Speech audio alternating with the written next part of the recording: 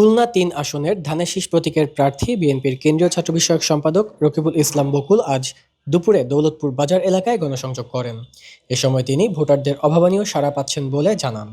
আগামী নির্বাচনে ধানের শীষ প্রতীককে বিজয় করতে পারলে এই অঞ্চলের মানুষের দীর্ঘদিনের প্রত্যাশা বন্ধ পাটকলসহ বিভিন্ন শিল্প প্রতিষ্ঠান চালুর মাধ্যমে তিনি বেকার সমস্যার দূর বিষয়কে প্রাধান্য দিয়ে কাজ করবেন।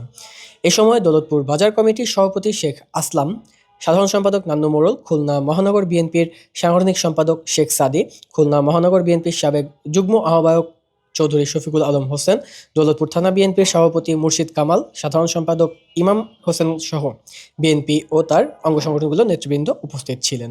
জনগণের যে স্বতঃস্ফূর্ত সাড়া, এটা না দেখলে বোঝা যাবে না।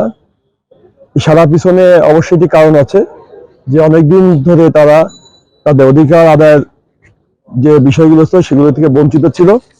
যখন তারা আমাকে দেখতে পেয়েছে এবং বুঝতে পারছে যে আমার মাধ্যমে তাদের সেই আশা আকাঙ্ক্ষা পূরণ হবে, এই জন্য তারা স্বতঃস্ফূর্তভাবে আমাকে সমর্থন দিচ্ছে এবং ভোট যে একটা হবে 12 তারিখে সেভাবে তা প্রস্তুতি নিচ্ছে।